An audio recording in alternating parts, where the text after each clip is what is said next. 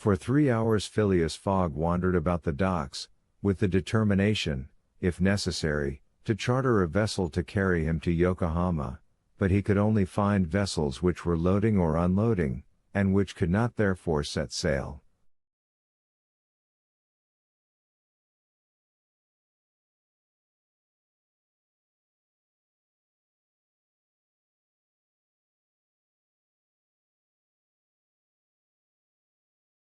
Fix began to hope again. But Mr. Fogg, far from being discouraged, was continuing his search, resolved not to stop if he had to resort to Macau, when he was accosted by a sailor on one of the wharves.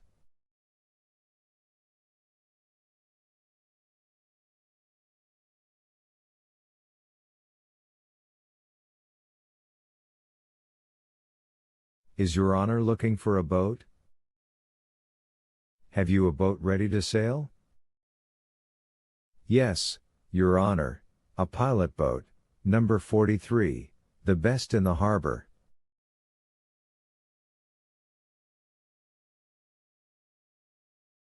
"Does she go fast?" "Between 8 and 9 knots the hour." "Will you look at her?" "Yes. Your honor will be satisfied with her." "Is it for a sea excursion?" "No, for a voyage." "A voyage?" "Yes. Will you agree to take me to Yokohama?" The sailor leaned on the railing, opened his eyes wide, and said, "Is your honor joking?" "No. I have missed the Carnatic, and I must get to Yokohama by the 14th at the latest, to take the boat for San Francisco."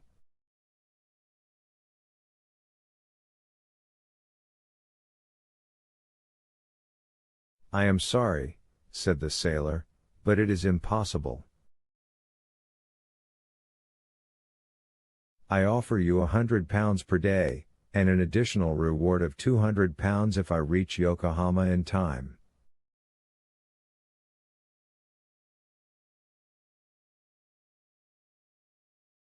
"Are you in earnest?" "Very much so." The pilot walked away a little distance, and gazed out to sea, evidently struggling between the anxiety to gain a large sum and the fear of venturing so far.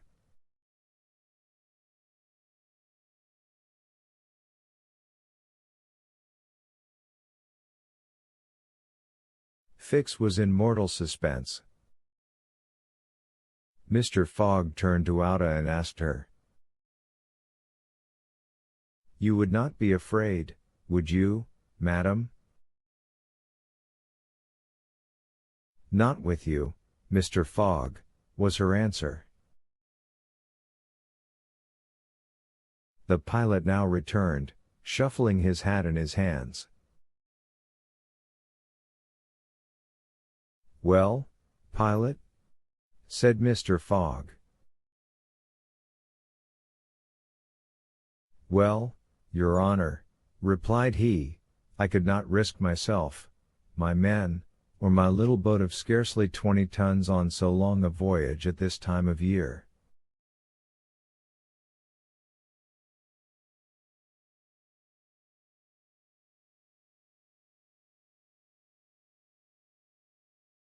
"Besides, we could not reach Yokohama in time, for it is 1,660 miles from Hong Kong."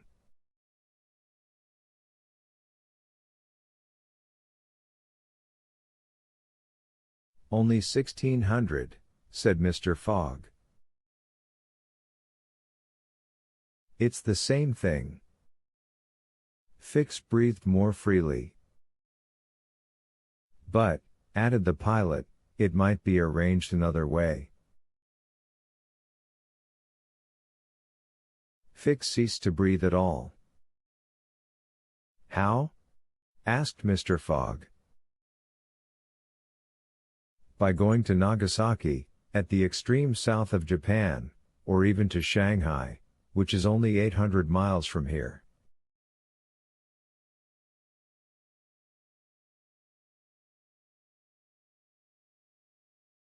In going to Shanghai we should not be forced to sail wide of the Chinese coast, which would be a great advantage, as the currents run northward, and would aid us.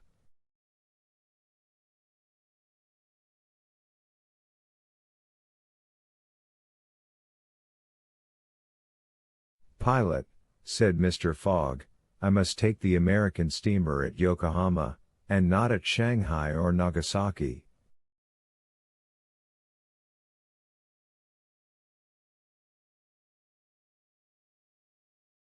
Why not?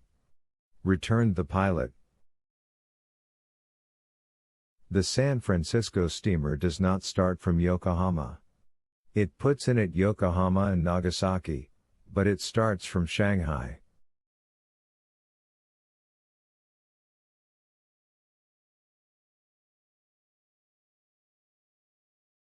You are sure of that? Perfectly. And when does the boat leave Shanghai? On the 11th, at 7 in the evening.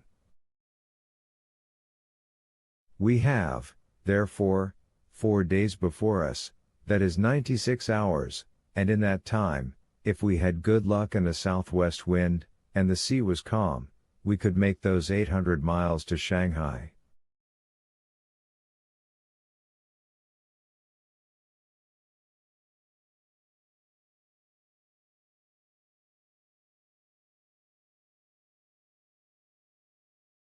And you could go in an hour, as soon as provisions could be got aboard and the sails put up. It is a bargain. Are you the master of the boat? Yes, John Bunsby, master of the Tankadere. Would you like some earnest money? If it would not put your honor out. Here are £200 on account, sir, added Phileas Fogg, turning to Fix, if you would like to take advantage.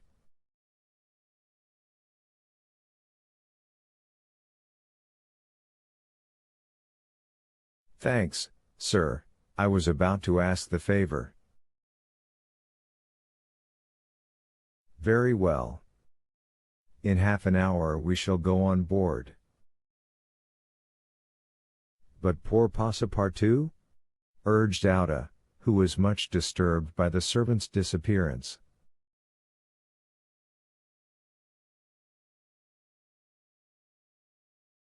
I shall do all I can to find him, replied Phileas Fogg.